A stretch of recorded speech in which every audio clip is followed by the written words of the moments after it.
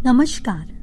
आज हम बात करने वाले हैं गर्भ संस्कार के बारे में। भारतीय संस्कृति में मनुष्य के लिए जन्म से मृत्यु तक 16 संस्कारों का वर्णन है, जिसमें गर्भ संस्कार भी एक प्रमुख संस्कार माना गया है।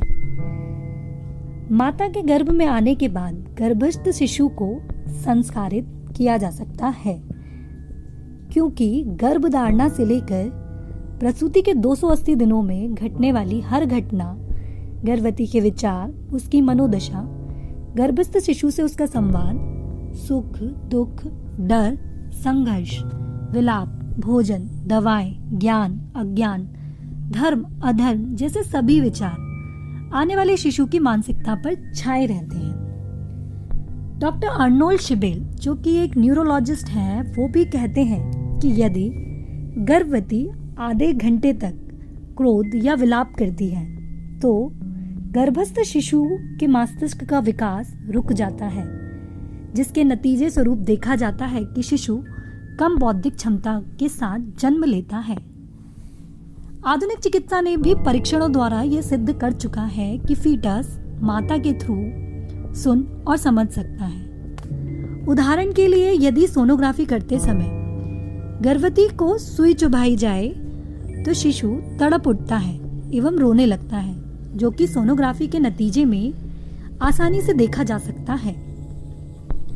पुराणों में भी ऐसे कई उदाहरण देखने को मिलते हैं, जिनसे ये साबित होता है कि गर्भस्थ शिशु पर गर्भवती के विचारों का पूरा प्रभाव छाया रहता है। जैसे महाभारत में अर्जुन द्वारा सुभद्रा को चक्रव्यूह का ज्ञान दिया गया, जिससे कि अभिमन्यु को चक्रव्यूह का ज्ञान था, परंतु सुभद्रा के सो जाने के कारण अभिमन्यु चक्रव्यूह से निकलने का तरीका नहीं सुन पाए थे, इसलिए उन्हें वो ज्ञान नहीं मिल पाया था। ऐसा ही एक और उदाहरण देखने को मिलता है, जब प्रहलाद जी की मां को घर से निकाल दिया गया था, तब उन्हें देवर्षि नारद ने शरण दी थी, जहां पर नारायण नारायण का जप कर रहे थे।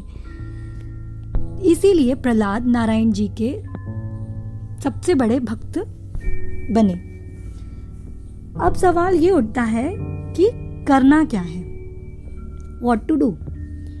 तो गर्भ संस्कार की शुरुआत उस दिन से हो जाती है, from the day the couple started thinking about the family planning. जिस दिन से दाम्पत्य अपने फैमिली प्लानिंग की शुरुआत सोचना चालू कर देते हैं, उस दिन से गर्भ संस्कार की शुरुआत हो जाती है।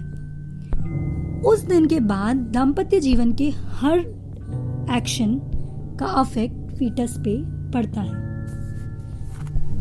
हमें करना ये है कि गर्भस्थ शिशु का मस्तिष्क उसकी माता के मस्तिष्क से जुड़ा होता है, इसलिए हमेशा माता को स्वस्थ विचारों के साथ संवाद स्थापित करना है।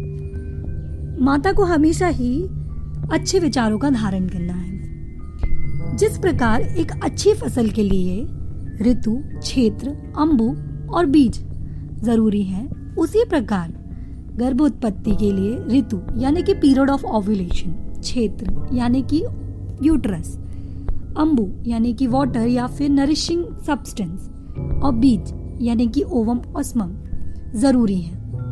और अच्छी फसल के लिए इन सब का ही उचित और अच्छा होना जरूरी है। धन्यवाद दोस्तों। अब हम अगले वीडियो में गर्भिणी परिचर्या के बारे में बात करेंगे।